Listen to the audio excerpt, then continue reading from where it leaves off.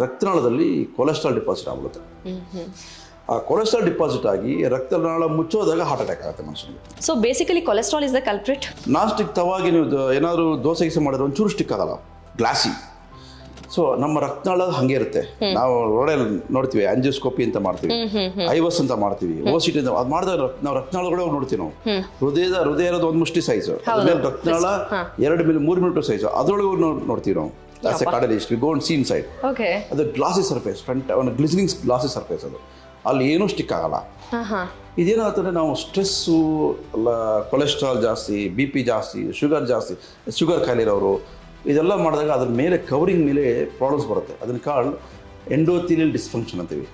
ಈ tar road ಮೇಲೆ ನೀವು ಯಾವ ಥರ ಹಳ್ಳಗಳಾಗುತ್ತಲ್ಲೋ, ಅಥವಾ ನೀವು ನಾನ್ ಸ್ಟಿಕ್ ತವಾ ಮೇಲ್ಗಡೆ ನೀವು ಎಲ್ಲ ತುಂಬ ದಿನ ಆದಮೇಲೆ ಎಲ್ಲ ಅಂಟ್ಕೊಂಡ್ಬಿಡುತ್ತೆ ನೋಡಿ, ರಫ್ ಆಗ್ಬಿಡುತ್ತಲ್ಲ, ಆ ಥರ ಆ ಸರ್ಫೇಸ್ ರಫ್ ಆಗ್ಬಿಡುತ್ತೆ. ಆ ಸರ್ಫೇಸ್ ರಫ್ ಆದಾಗ ನಾವು ತಿಂದ ಕೊಲೆಸ್ಟ್ರಾಲ್ ಅಲ್ಲಿ ಅಂಟ್ಕೊಳ್ಳುತ್ತೆ.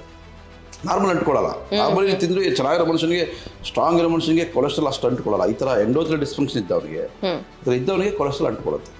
ಎಂಡೋಥೆಲಿಯಲ್ ಡಿಸ್ಫಂಕ್ಷನ್ ಮಾಡೋದ ಕಾರಣ ಏನಂದ್ರೆ ಸ್ಮೋಕಿಂಗು, ಡಯಾಬಿಟಿಸು, ಡ್ರಗ್ಸು, ಸ್ಟ್ರೆಸ್ ಇವರೆಲ್ಲ ಆದವ್ರಿಗೆ ಸರ್ಫೇಸ್ ರಫ್ ಆಗಿ ಡ್ಯಾಮೇಜ್ ಆಗ್ಬಿಡುತ್ತೆ. ಆ ಕೊಲೆಸ್ಟ್ರಾಲ್ ಡಿಪಾಸಿಟ್ ಆಗುತ್ತೆ. ಕೊಲೆಸ್ಟ್ರಾಲ್ ಒಂದೇ ಕಾರಣ ಅಲ್ಲ, ಎಲ್ಲ ಕಾರಣ ಇದ್ದಾಗ ಕೊಲೆಸ್ಟ್ರಾಲ್ ಡಿಪಾಸಿಟ್ ಆಗುತ್ತೆ.